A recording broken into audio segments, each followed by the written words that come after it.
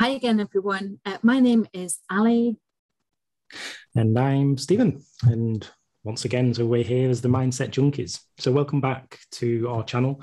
It is great to be with you all again. And I hope that you all are thriving and basically making some small wins as well as some big wins potentially as well, and progress just on your life in general, based on not only just the videos that we've been putting through, but also kind of taking action around them. Yeah, I was only sort of looking at my goals for this year just at the beginning of the week. And when I look back to the beginning of January and where I'm at now, I can actually see some progress. It might be small steps, it might be small things, but in actual fact, there is progress. So, 6 weeks on, I'm further on than I was 6 weeks ago. So, that's really good. Definitely moving in the right direction, which is, doesn't feel it at the time, but when you sit back and reflect back, yeah, you can see that there are different changes. So it's really good to do that. That's one of the key things. And it's like one of the first things, well, actually, no, it's the first thing, probably after like, hello, how are you doing? That my coach asked me is, so let's go through the wins from the week, the quick wins. And it's however small, just make sure you celebrate them. Yeah, I completely agree with that. So there was a bit of a pat on the back going on earlier on this week, but yeah. So we are now on episode 7. This is part 2. And this week we are staying on beliefs again, but last week we concentrated on limiting beliefs. This week we want to specifically change that to empowering beliefs. How do you change your limiting beliefs to empowering beliefs? So let's just really quickly recap on what we did cover last week, and hopefully this will set a scene and make a little bit of sense. So what is a belief? So a belief is something you believe to be true and with absolute certainty, whether there is proof or evidence to the contrary. And that could be something that we have about ourselves, other people, situations. It can be practically anything at all. Yeah, definitely. So last time out, you may remember, but we're just going to go through your mind a little bit, that we basically spoke about some of these common beliefs that most people have and where they may have also arisen from. So it could be, quite a lot of beliefs, they do tend to stem from childhood and maybe things that we either heard or maybe saw our parents or guardians or other family members do.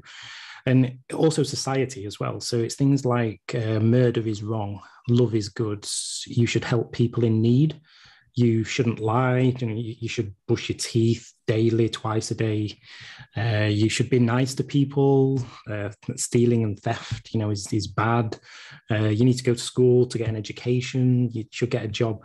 All of these different kind of beliefs that stem from different areas. And what they essentially do is help us to create an understanding within our life of what is essentially right or wrong, and also potentially how to behave and think and form the basis of our moral compass to some degree. But the thing is, as you probably realize yourself, is that some of these beliefs, they can actually change over time. And it's often because as we grow in our life, our experiences, they begin to influence some of the things that we believe in. And this could come from a number of channels. So there could be the news, it could be politicians, social media, documentaries, even like conspiracy theories could begin to change some of our beliefs. These are all different outlets where basically we begin to challenge the way that we have previously thought about something. And then as we begin to, say, adopt these new things, what our new life may begin to look like. The thing is, it's often other people's behaviors, their words, their attitudes, that they actually themselves begin to change our own beliefs. And that's why we said last week, and we focused around this, in that beliefs can both create immense opportunity for us, but they can also destroy as well. Absolutely true. And I think this is really the tangible difference between thriving and suffering, and having really good, strong, empowering beliefs is probably one of the most important aspects of your life to master. I think the phrase that I used last week was be the guardian to your own mind, almost be the gatekeeper of what actually gets into your own mindset, whether it is words that you use with yourself or other people's words to you. So I think it's really important to look at your beliefs a bit like writing your own biography. we are the writers and the editors of our own life story. And that's actually a really very, very powerful thing. So every chapter can and should be different than the one before. In fact, it should actually be better than the one before. So I think it's important to ask yourself, what story are you creating about yourself? Can you already predict the ending because you're in a maelstrom of negative reinforcement, because it's based on what you can't do rather than what you can do? It's always going to be this way for me. It's never, ever going to change. And therefore, with that negative reinforcement, it actually becomes the muscle memory that you create for yourself. And what you've got to remember, that your mind and your brain is essentially a muscle, just in the same way as you would go to the gym to train the muscles in your arms or your abs or wherever. You're doing the same thing with your mind. Just see it in that way, that you're retraining a muscle. Yeah. So last week, go on, sorry. Yeah, so sorry. I was just going to say that is one of the things from a broad context as well, that is often forgotten. And myself, I've put a few posts out on social media of like, what do people see as most important, physical and mental health? And it's surprising that a lot of people are actually still edging towards the physical health and maybe even having total disregard for mental health. Whereas having the balance between the two is super, super important.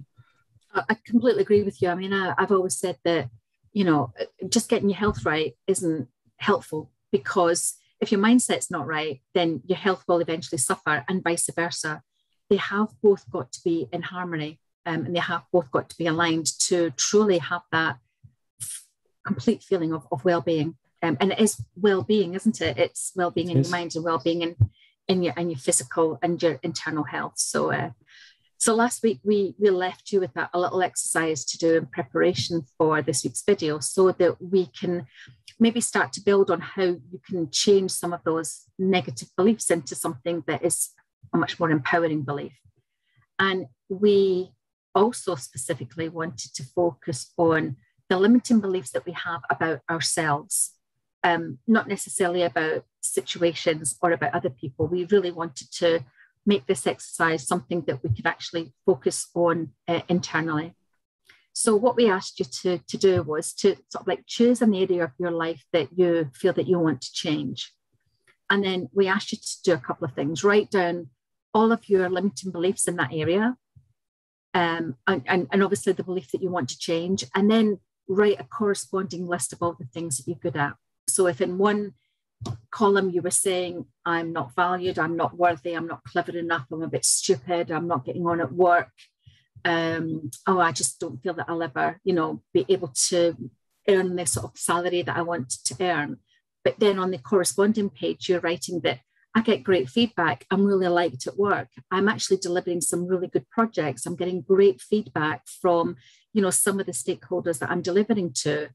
Then you're creating a corresponding kind of like balance of the messaging. So, that was really what we wanted to ask you to have a look at. And then we also gave ourselves an action as well to come up with a limiting belief that we have about ourselves that we could help to sort of like demonstrate how we've sort of approached having a limiting belief and how that made us feel. How did that manifest itself? What was the impact that it had on our lives, and how did we actually change it, and what the outcome is now? So we will definitely share that with you a little bit later on. But what we would like to do is to take you through the 5 steps to change your beliefs. And then we will share with you the process that we went through. And Stephen, over to you. I think you're going to take us through the first few steps. Yeah, let's go through these. So basically the first one of these is where we begin to identify and relate with your feelings. Okay. So when you think of this belief, where is it that you feel it in your body? What does it feel like? What thoughts are coming up as you associate with that feeling? And with this, so when you're doing it, you may think of the belief, but maybe close your eyes and treat it as maybe a little bit of a meditation. And just so you can block out all of the senses and just really hone in on what that feels to you. It's pretty crazy, because you will, you may begin to feel discomfort, maybe coldness, it could even be warmth in certain areas. And this is where we're beginning to bridge into the physiology when it comes to these kind of mental experiences that we're going through. So then the next part of this is to consider that these thoughts are basically what your mind is defining as your truth. And the thing that we don't often think about at the time is that we are able to redefine what a truth is. So you may be thinking or telling yourself stories of, I'm not good enough, I'm weak, I'm broken, or it could be something similar. You know, these aren't necessarily feelings. These do not describe how you feel. They describe basically what you are thinking, and this is essentially what your false truth is. So an important part of this is how we would begin to eventually reframe some of these truths. And we spoke about it in some of the previous sessions about how even just taking something as simple as I am hungry to I feel hungry. Yeah. This can actually have quite a radical shift in our mind and in our body as well. So then examples like I'm broken, just replace it, I feel broken.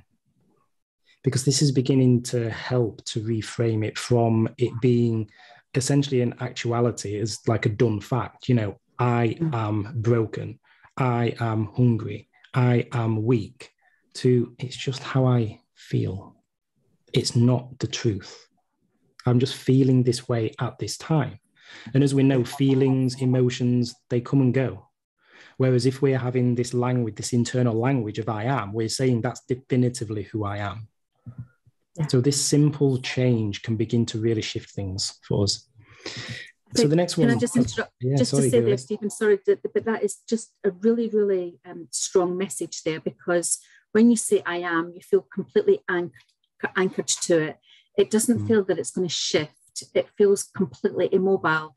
And you're absolutely right. When you say I feel, it feels very a temporary situation, because as you say, 10 minutes time, you know, I feel hungry, but you go and have a glass of water, you don't feel hungry anymore.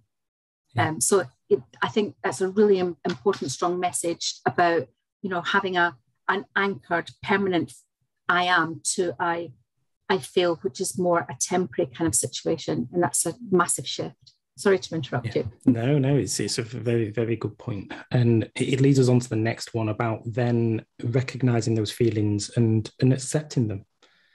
You know, just repeat them to yourself. Don't be judgmental. Just feel them. You know, it is okay to feel that way. You know, everyone in the world at some point would feel some kind of negative feelings towards themselves or about themselves. I think anyone who tells you otherwise is maybe not being truthful.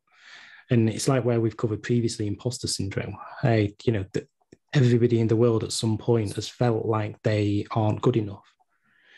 And, you know, when you go and kind of reflect on these things, it can actually be quite an emotional experience. So if you do feel like crying, just let yourself cry.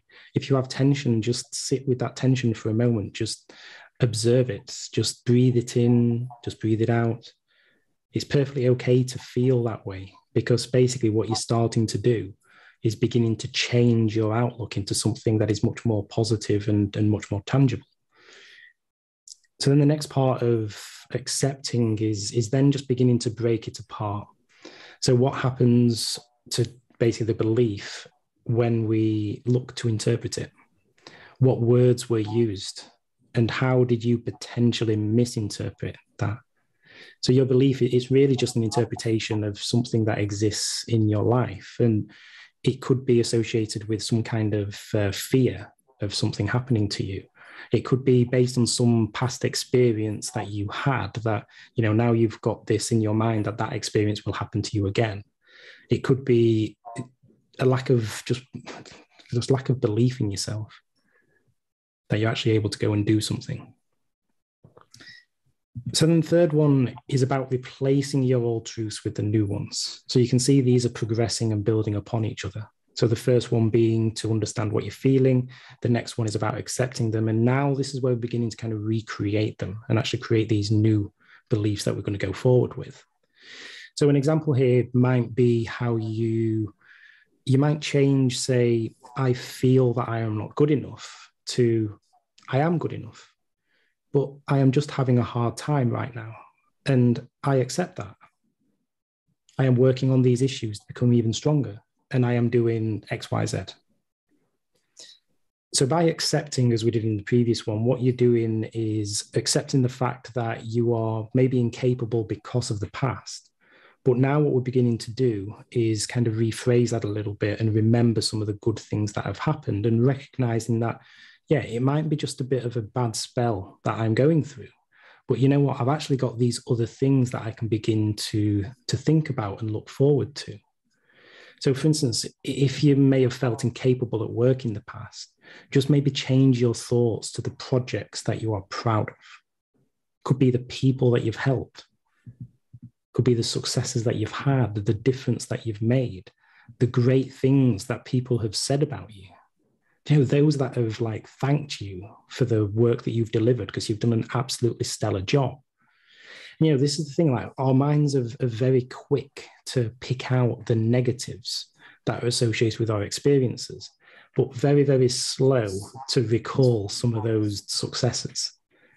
And this is why we need to kind of work overtime kind of thing to begin to go like, whoa, hold on, right. Yeah, I feel this way. I accept that. But maybe I haven't actually got the holistic picture here. And if I think of this experience, and this experience, it actually wasn't that bad.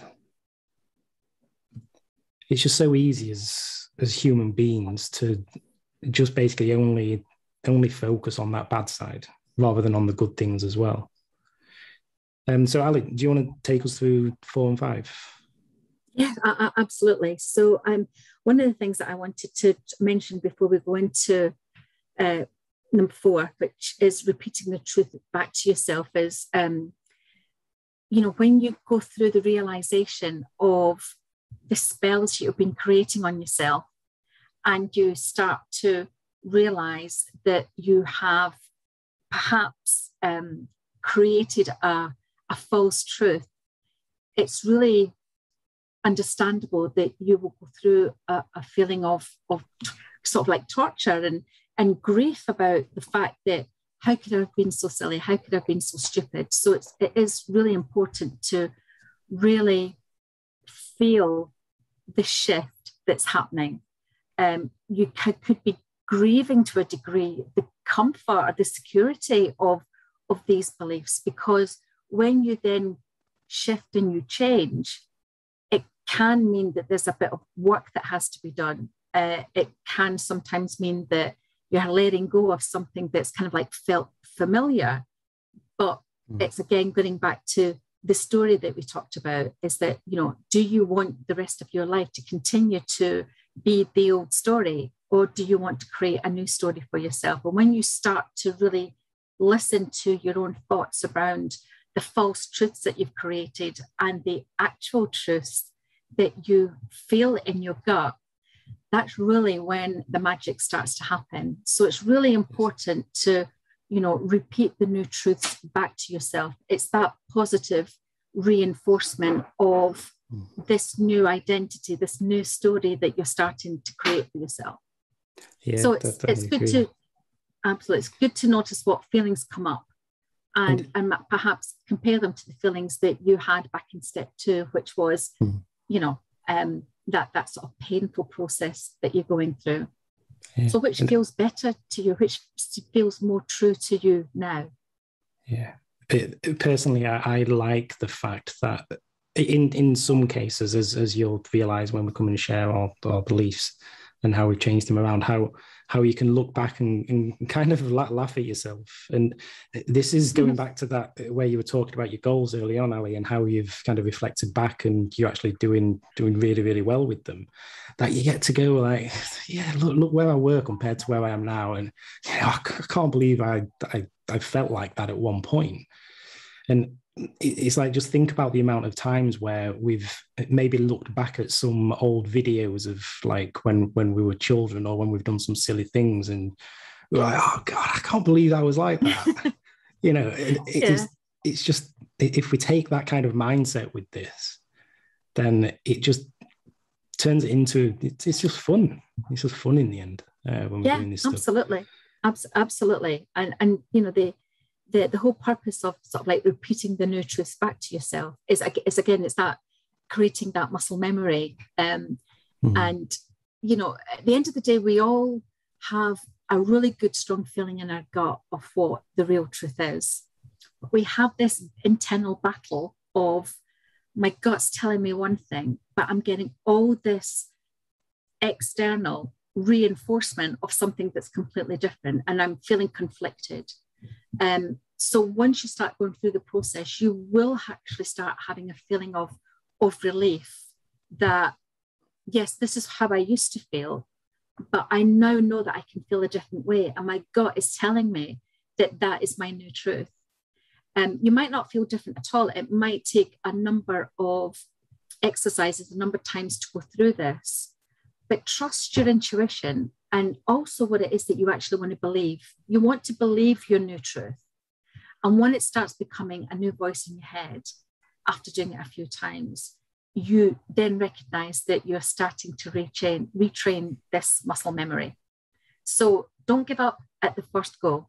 You know, just really, really keep practicing this new truth in your head. You know, make it something that you repeat. It's the same way as that, you know, when you learn to play football as a kid or whatever, the only way that you actually master the skill is by repeating it. It's no different. All you're doing is you're just retraining your own mindset, muscle memory to behave and think in a completely different way.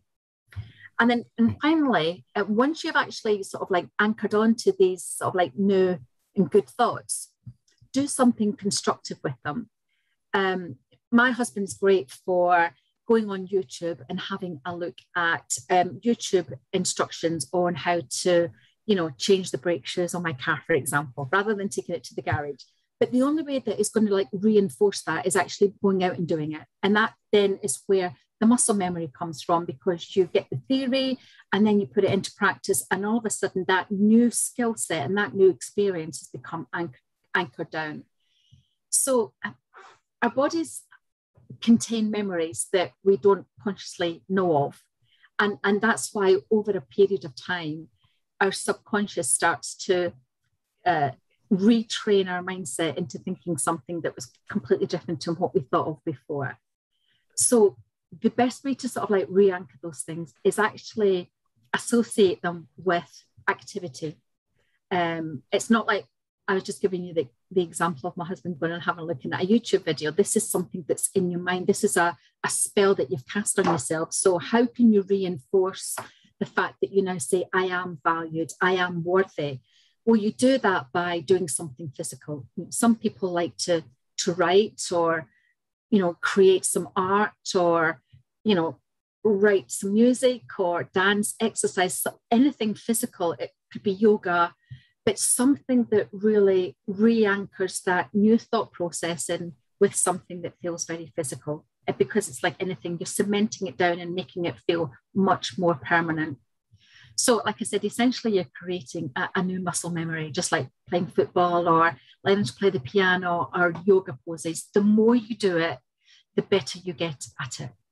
I agree. It's also like quite a lot of what we spoke about throughout these first 8 episodes. It kind of comes down to this part as well. Like it basically taking a form of action on the back of something immediately after you've decided to do it and instill a form of change, because that helps, as you described there, Ali, that it helps cement it in your mind. It's like, what I've done is I've first said this is what it's going to be, and now I've done this specific action, even if it's something small, like doing something to move forward on it sets that ball rolling.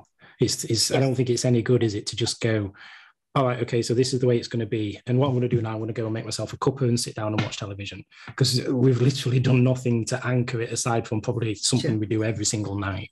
Yeah. Yeah. It's like going on a course or learning something in a classroom, unless you're actually sort of like listening and taking it in and then actually writing it down and then going away and reading about it as well. If you just listen, you're only going to take in a very, very small percentile of that information. So it needs that reinforcement of, essentially sort of like taking responsibility for, this new belief, this new truth.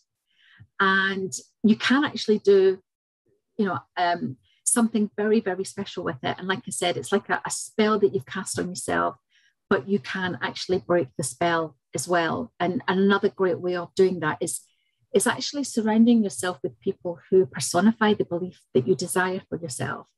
Look at how they talk, the words they use, the tone, the body language. If you don't trust people, surround yourself with people who believe that people can be trusted. If you believe that marriage won't work because you've got divorced parents, be with couples who have got successful marriages and actually start to sort of like absorb in the sort of energy and the essence of being around that, which really helps to get that positive reinforcement in there. Something that really sort of helps to solidify that in your body as well as your mind in terms of what your truth really is and how good it actually feels to feel that way about yourself. Yeah, this with the people is an important point. And I was just actually listening to one of Tony's programs the other day where he made a really good point on this.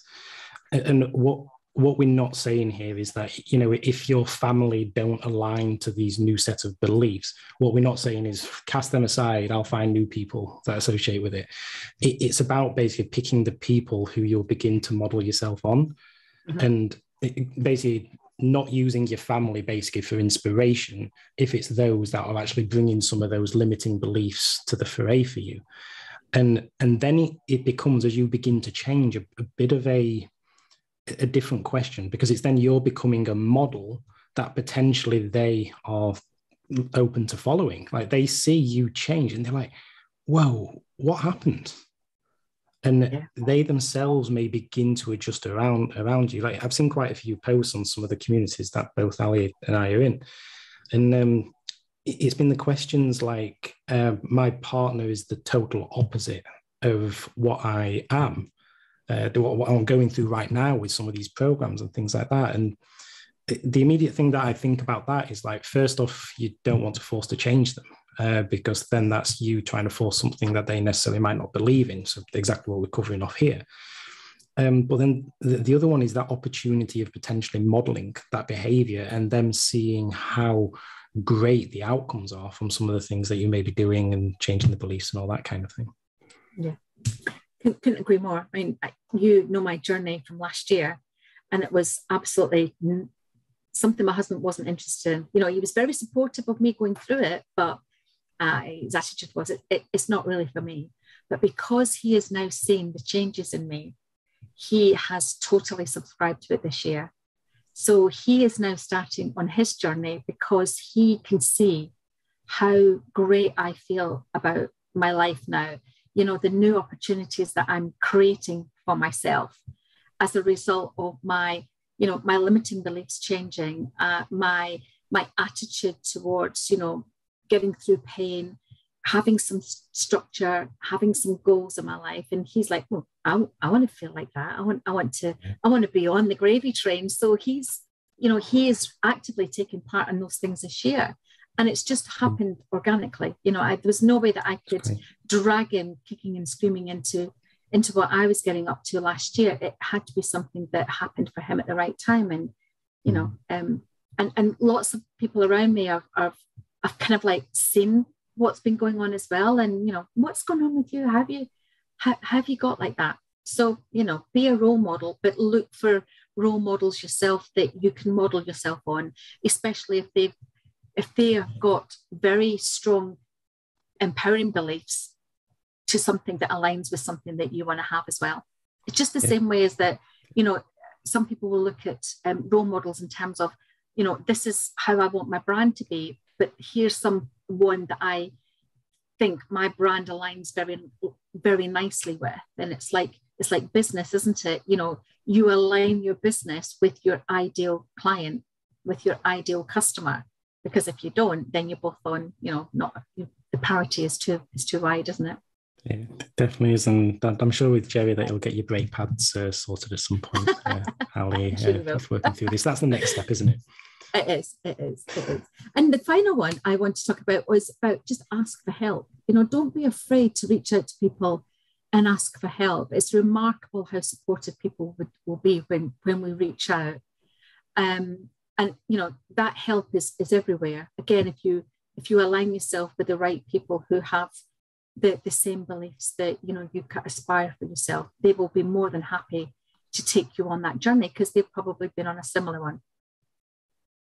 Yeah, definitely agree. And it's one of the things we so often don't do, isn't it? That there's so many people open to helping, and it's just being comfortable with being open, being a bit vulnerable, and seeing what happens. Great. So let's try and bring this to life for you a little bit.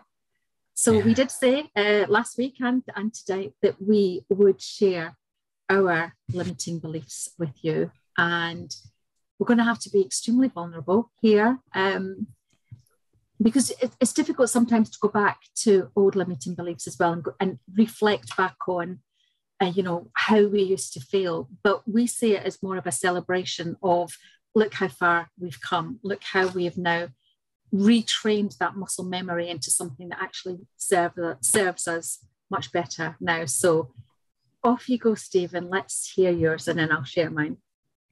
Yeah, so I briefly touched upon this last week, so this is a bit of an extension, and it is one that still does rear its ugly head, but then when you think into the detail, as we'll be exploring here, it's not founded on reality, right?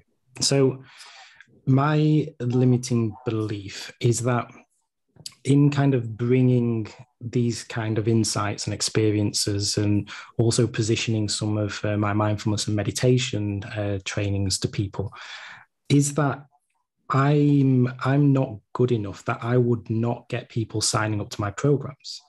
And it's for the simple reason that, I'm not a Jack Cornfield. I'm not a Tara Brock. I'm not an Andy Puddicombe. It's like, why would anybody sign up for one of my programs when we've got these elites, like the people who I look up to, doing their own programs? It's like, to me, it's like, it's the... I was going to say Manchester United, but yeah, it's the example. Manchester United of the 90s versus the Accrington Stanleys, right? It's that kind of comparison that was kind of going on within my mind with this. So in kind of moving forward and kind of going through this, the next part was then around kind of this negative impact and the words. So it was just as we described earlier, right? It was those... I'm not good enough. I'm not Jack Cornfield. And you heard those in my exact words there. So I am not these people. Why would anybody kind of believe in me? And in terms of feelings, it's like, it really kind of drags you down a bit, because when you're thinking, I want to do this, I want to kind of bring this to the table, it's like, well, is it worth the effort? Like, what happens if it all goes wrong, and like nobody ends up kind of engaging and subscribing and all that kind of thing? And it just ends up being that spiral, because what tends to happen is you overthink things. You overthink what the potential realities are, which potential is actually the key word there. And that kind of manifests itself in a number of other areas. So if I look back on this specific one, if I go back to, I'm pretty sure that I've shared the story back in September of 2020, my role in the company that I worked for was basically put up for redundancy. And that was like, whoa, the job market was very tough at that time. It's like, how can I position myself with other companies? Like, there's a lot of other people out there who are doing similar things who are a lot better than me. So, for me, the belief is all around that thing of, there are other people who are better than me. There are other people that people will go and buy their services from. There's other people who they would hire other people over me, and all of that negativity that comes with that. And it basically drags you down into no action, as I've mentioned, in the end, because you begin to doubt yourself. And then when things start going well, it's like, oh, well, how long is this going to last? Now, how this has changed is very fascinating. And when I said that a lot of these aren't founded in reality, that's exactly the case with these, right? It's just, it comes back to this point that we spoke about earlier, that our mind is quick to point out some of the negatives. That, say, for instance, if I put a social media post out there, if I didn't get as many likes as I intended on this, then it might be that my mind would be going overdrive and like, oh, well, people aren't believing me and all that kind of stuff. But a reality to this, if I focus on the mindfulness stuff for a moment, well, I've been running mindfulness programs in the company that I work for about 3 years now. And there was actually one point in time, I did a first program with graduates as a pilot, and we had, I think, 20, 25 people who was involved in that pilot. It was optional. So firstly, these 25 people, they had a choice as to whether they signed up to spend 2 full days with me. But then the next thing that happened is the thing that it was the positive side of things, right? Because when I put it out to the company, we had 1,700 people register their interest in that program. Mm-hmm. Yeah. So it's like, if I ask myself now, do I regularly look back on that? Do I always remember that? The answer is no, right? I don't. I have to force myself to remember about those 2 little successes. And there's been more as time has gone on, right? Because there's been other little programs that people have signed up to and taken part in inside the company. So if I think about this belief, then what I've said to myself is that, I'm not good enough because there's all these people out there who are a lot more experienced than me, a lot better than me at delivering this. So therefore, why would anybody sign up for me? But there's actually evidence to suggest that I'm actually bringing something that's much more valuable. And the thing that I spoke through with my coach just a few weeks ago on this is that value is actually the personability. So if someone was to go and buy a session with the likes of Jack Cornfield, then you're never getting that like 20 to 1, 15 to 1, 10 to 1, even potentially a 1-to-1 engagement with them. He's got no chance of delivering that. I do. Right? Yeah. So this is then reframing that a little bit and how this changes it, because even just talking about it now and that 1,700 people and those regular programs that I'm asked to come back and deliver, it's like, well, actually that limiting belief isn't founded in reality. That's just a story that I'm telling myself to try to protect myself from any potential harm for if it was to go wrong. So the feelings, where in your body, where in your body did you sort of like feel that, even when just talking about it now, where in your body are you sort of like feeling this belief? Yeah, so originally the limiting belief was always down here. It was always, I don't know if you can see, I'm pointing towards the bottom of my stomach, basically. It's like a weight. It's like you're feeling grounded. And I don't know if you could tell from my body language there on the camera that I may have been a bit more hunched over and talking like this. But I certainly did recognize that when I started talking about the positive side of this and the people who had signed up and engaged, that was much more up here. I was much more vocal, and the feelings were up here instead. And actually a bit of a warm, tingly feeling as well. Oh, that's nice. That's always good. Yeah. So, the moral of this one for me is that as we went through, this is a prime example of just think back to those experiences where you have dispelled that belief, because there will almost certainly be some form, however small it may be. There may be very small things, but there may be a hell of a lot of them that you can basically call back on. Yeah. And that's a fantastic one, because I think a lot of people will resonate with, that fear of not doing something because they're worried about, I'm not special enough, or I'm not different enough. What if it all goes wrong? People are going to look at me and point at me, and, I'm going to feel,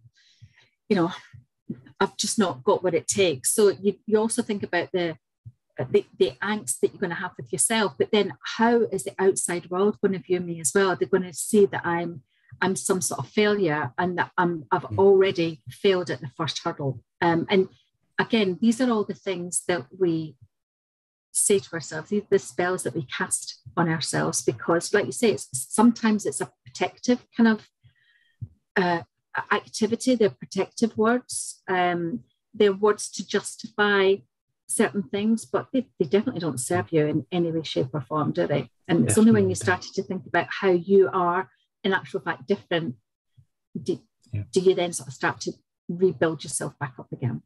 Yeah, definitely. And whilst this has reared its ugly head a number of times, you know, I will honestly say that this is as recent as a couple of weeks ago.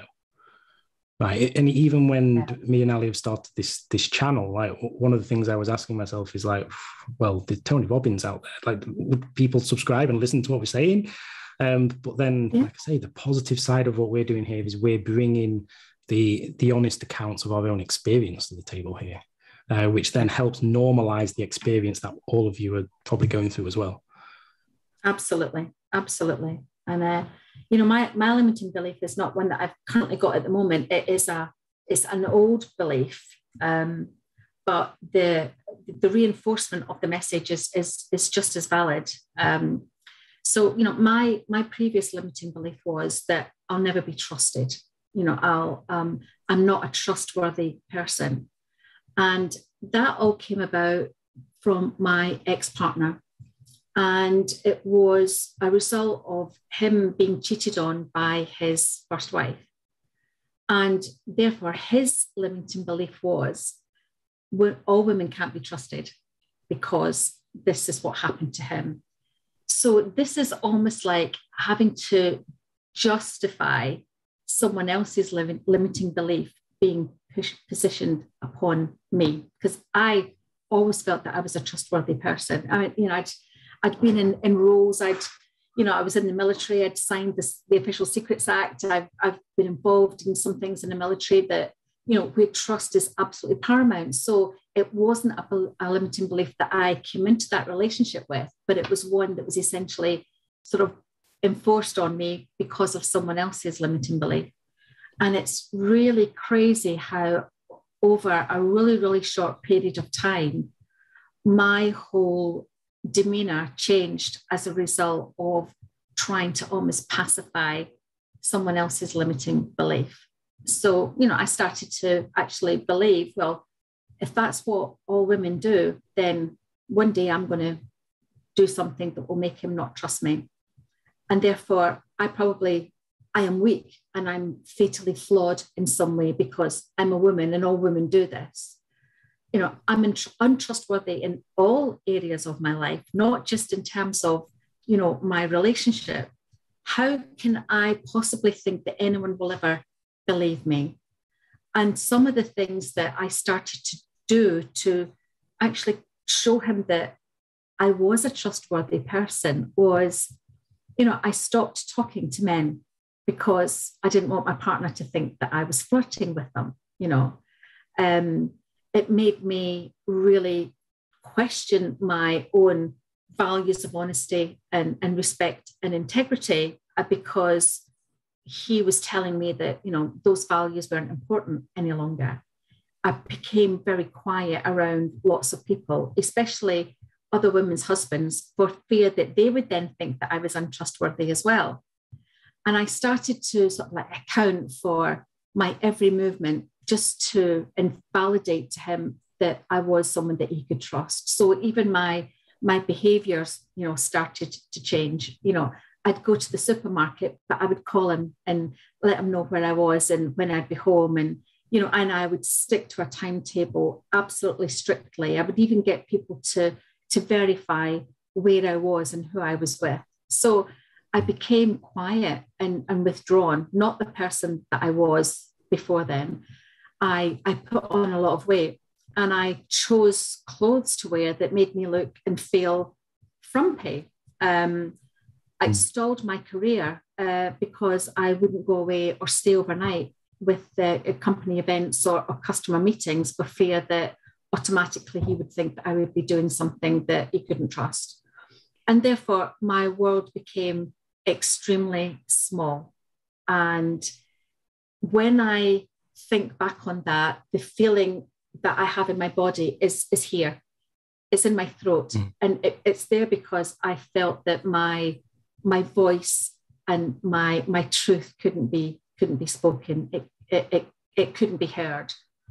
So what I eventually did to turn things around was I left my partner, because I knew that throughout the rest of my life, if I'd stayed with that person, that it would only get worse and my world would become smaller, and it was actually going to start impacting in all areas of my life. He then became my only focus, and again, my world became extremely small. So I left my partner. I moved to a new town. I moved to a new home. I actually got a new job. I got a whole new set of people around me that kind of helped me re-engage with my core values of integrity and honesty. I spent a lot of time alone, not in a relationship, not in a relationship with another fella, another guy, just to sort of like re-engage with myself and what I wanted my identity to be, because I felt that my identity had essentially been eradicated. But I also started to create boundaries of how I wanted to be viewed and treated. I essentially started to create a partner in my own mind who very much aligned with the type of person that I was looking for. You know, I was definitely looking for someone who stood in his own power, stood in his own truth, who was able to get over their own limiting beliefs as easily as I was. I lost weight, you know, and I actually remained friends with my ex and actually taught him how to trust again. And he's now gone on and remarried. But I think the situation that happened with us made him actually address his own limiting beliefs of mistrust, and that he had to overcome them in order to go on and then have a successful relationship with someone else. So, you know, I now feel the love and trust in myself, and I hope that is a shining light to other people. I have a strong ability to trust and be trusted, and I feel that that's an amazing gift that I have to bring to the world, really. I feel a very strong bond with and towards people who put their trust in me. And I always keep my promises. I mean what I say and do. And like I said, I stand in my own power and speak my own truth with absolute validation. So, you know, that's an old limiting belief, and how I was able to turn it around. But I kind of hope that a lot of people who are in relationships that feel that, you know, they're taking on their partner's limiting belief because of something that's happened to them in the past, it really needs to stay with that person. Don't take that limiting belief on by proxy and change the way that you feel about yourself because someone else feels that way about themselves. Thank you. You know, that's an incredible story, and yeah, thank you for being vulnerable with that. And I think that is a prime example about how what you were saying is that you didn't enforce the change in him, but then it was something that he begun to learn, and that you begun to help to kind of develop him in that sense of kind of developing his current relationship in that way, which, you know, that's both selfless and fantastic, right, to do. I think the catalyst, the trigger was me leaving, because, you know, that was really when it made him look inward at, you know, the reason why I'd gone. And you know, there was no chance of me going back. He really needed to go through that process. But and unfortunately, that's sometimes how it goes with relationships, when someone really doesn't want to face their own fears. And we go back to that very, very first point about, you know, accepting what your limiting belief is, and you know, go through that process of recognizing it, but seeing that there is another side to things. And he was fortunately being able to do that. And you know, he's an extremely happily married man now. So you know, it's great to see how that's all manifested. But you know, I find as well that, you know, each time this old truth comes up, or, this old limiting belief that comes up, especially when you think that you have mastered it, it's great to just go back over these steps again. This is a template that you can use over and over, and almost, again, a way of getting into a preventative mindset rather than a corrective mindset is that, rather than waiting for these thoughts to potentially come back up again, practice these sort of things daily. We practice affirmations, we practice incantations, and we'll maybe step into a little bit of what the difference is between them both. But you'll really very soon recognize that you are not only changing this habit of clinging to a false truth into a positive one, but in a similar way, like when you go to the gym or you become a swimmer, the only way that you keep that physical strength up, you keep that muscle building, you keep your front crawl being, absolutely Olympic class, is that you get into the pool, you get into the gym, and you continue to master and practice it. This is no different. So, a great way to prevent any of these things creeping back in is just to continue to practice this.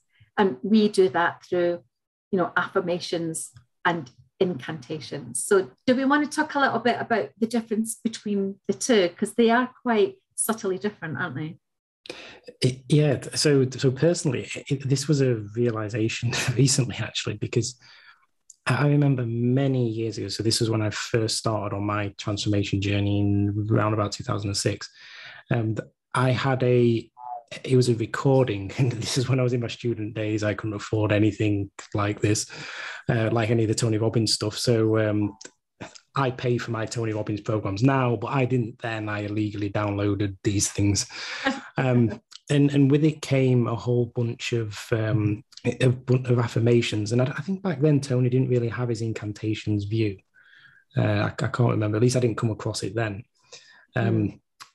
But basically, these affirmations, they were just repetitions of certain phrases, of certain states that we intended to instill. And these specific ones that I had, they was on a tape that was called Baroque affirmation. I don't even know how to pronounce it. And it was with some certain type of audio on the background, which was like highly motivating. And yeah, I used to listen to those before bed, basically every single night. And like how this has changed, and you might think I'm a loon doing this, but this is the point. So with the incantations, I don't know if this is correct, Ali, but I think the difference is where the affirmations is basically the things that I would be listening to that have been told to me, whereas the incantations are more verbal. You're doing something with your body whilst you're relaying to them to create that physiological response that we spoke about with these beliefs. So like a few weeks ago with the running, I was listening to one of Tony's programs, and he was like, right, let's get chanting, let's get doing this stuff. So he was running through the forest, chanting these incantations out. And I was like, if anybody's here, they must be thinking I'm right. But, it's that combination of the belief with the physiology is the important thing with it. But I don't know if you have a different experience of incantations versus affirmations. I don't know. I mean, I think the affirmations are they're something that I kind of like do in the morning. I sometimes it's part of my my gratitude meditation that I do. But I'll always sort of like finish it off by saying, I am healthy, I am worthy, I am valued, I am loved, I am powerful, whatever it is that you feel that you need to sort of like say to yourself that day. But if you then say them out loudly with, intent, scream them, sing them, but you might actually have a physical pose that goes with it. I've heard this thing about, when Tony Robbins, and I know we keep talking about him, but, he is someone that we really admire. But before he comes out on stage to, thousands of people, and he's going to talk to them for a straight 12 hours, he gets himself into a physical state. We see rock stars who have this, whole prayer thing with their dance troupe and everything else. It's kind of like the same thing. They'll have a prayer, but they'll get into a physical state that just like reinforces, we're going to have an amazing concert. And there's this energy that they create around themselves. So that for me is the difference between an incantation. if I'm going to do a presentation to someone, you know, I might go and stand up and, you know, get my Wonder Woman pose on or something like that, hands on hips, and stand with your shoulders back and just really physically change and say something out loud that says, I am going to be bloody amazing at this presentation, while you're creating this physical pose. You really, really do feel it. You absolutely do. So I would definitely recommend people to, you know, try the incantations first and really get that physical element to, you know, your empowering belief. Say it out loud and get physical with it. Honestly, it really does change your whole physiology. Yeah. Forget about what other people might think. All right. Totally. It's fine. Yeah. Totally. Who cares? So I would say to everybody watching this evening, so congratulations, you are on your way to being promoted to editor of your life story rather than the onlooker. Yeah, so if you followed through all the different exercises, then you should be in kind of a really, or heading down the really solid journey at the moment. So as we've mentioned throughout, these are exercises and parts of transformations of both our lives that we've found incredibly useful, that we wanted to share with you, and the stories that go with that. And the best bit is there's more to come, right? Oh yeah. So let's keep on going with these. Yeah. So next week, what we're going to do is we are going to go back and revisit achieving your goals. You know, there's some statistics that say that this is kind of round about the time of the year when most goals or New Year resolutions have probably failed. And so we think it's a really good opportunity to either help you stay on track with the goals that you've set, or even get back on track by revisiting parts of each of the episodes that we have done from day one right up till now, and pick out the salient parts of each of those that will perhaps maybe just help you, you know, reinforce your goals, stay on track, and, you know, keep that success and those small steps going forward. Or even if you've fallen off the wagon, how can we help you get back on them again? So that's what we're going to do next week. So if you feel that you're wavering, or you already have, you know, fallen by the wayside, you know, next week's episode will hopefully help to either keep you on track or get you back on. Cool. Great. And just one final thing. I'm going to set me and Allie up here. So we've had a brief conversation. We're thinking of maybe doing a live at some point.